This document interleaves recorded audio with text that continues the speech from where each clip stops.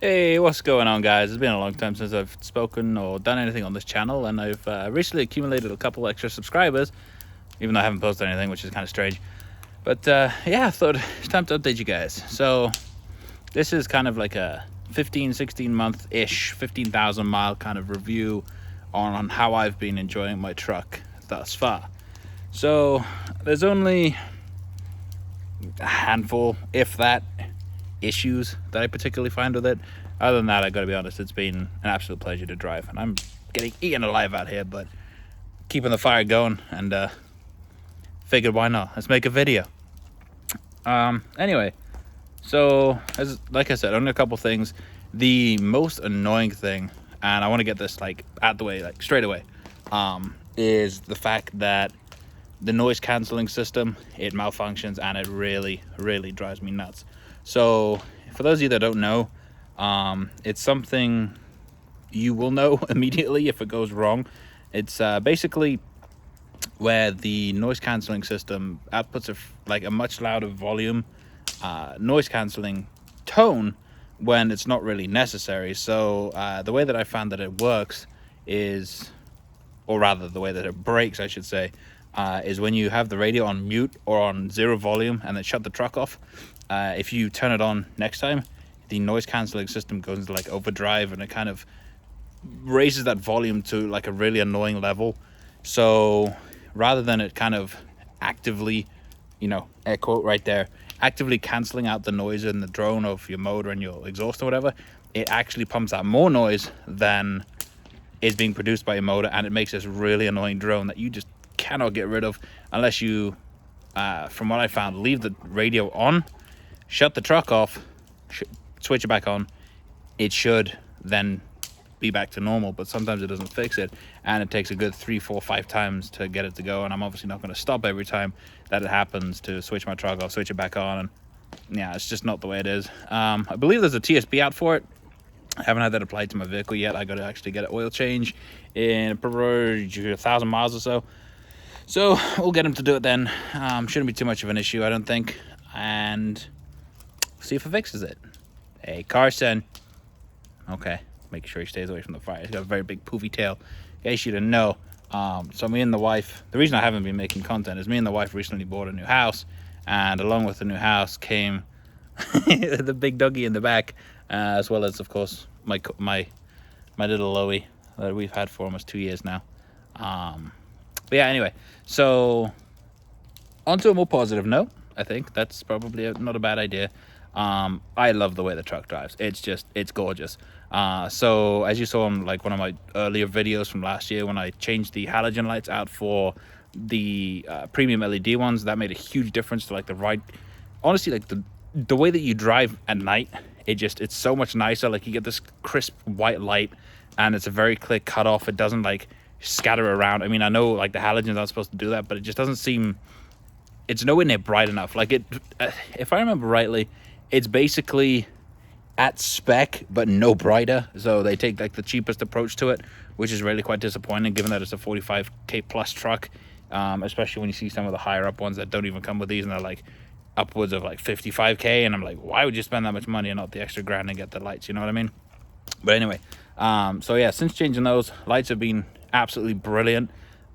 Wish I'd done it sooner, but weather permitting, it was freaking cold in northern Ohio at February time, and the adapter I don't believe was available at that point, but it is, and you can check the video in my previous videos. You'll see exactly what I'm talking about.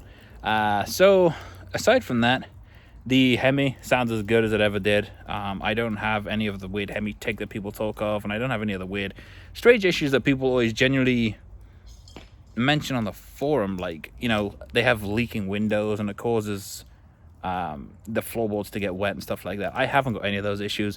I haven't got the AC issue where you have to clamp off the hose or the hot water hose so that it, into the regulator. I don't have any of those issues. I have a very, very, very well built truck, and I guess I'm lucky. I can't complain. So upcoming in the future, obviously, having mentioned now, obviously I have a house to pay for, and that kind of takes priority over a few things. There's a couple of projects that me and the wife want to do, like put in a hot tub actually right in front of me. That's coming. Might make a video about it. I don't know. I'm gonna build a deck and basically spruce up our yard out here because it's kind of bleak and it needs a bit of a change. But yeah, so I also, permitting, I'm putting a little bit of money aside every month, and every chance I get, like from me and my brother in business together, we resell hard drives. Not that any of you probably care, but I do. I make some money doing that on the side, you know. So the next change that I want to do is I'm looking at a Baller S-type exhaust for my truck, because like I said, it's very quiet for my liking anyway. Needs a bit of a whoa, don't drop your phone here, buddy. Needs a bit of a spruce up, needs a little bit of an uplift. Like I want more of a deep, like Hemi rumble, you know, when you hear people go by and you're like, well, that sounds good. That's what I want mine to sound like. So that, you know, that's what we're working towards. But it's gonna take a little bit of time because I've got to put that money aside, and got honestly much more important things to pay for at the moment, so it's kind of on the back burner. But yeah, I just wanted to give you guys a brief update, real brief update actually, and let you know that if you don't currently have a Ram and you're considering a new truck, be it a Ford or Chevy or GMC or, you know, whatever you're looking at, just go and sit in one. Do me a favor, go and sit in a Ram, be it a 1500, a 2500, 30, whatever you want. Go and sit in one, take it for a test drive, and thank me later. It's the nicest ride. I don't have like air suspension or anything like that. I just have it's a level 1 equipment group. Like, it's not anything spectacular. I don't have all the bells and whistles, but then again, it's a truck. Like, I don't want it to, although it is my daily driver and it will probably continue to be my daily driver for a very long time, I didn't have the budget at the time to do it.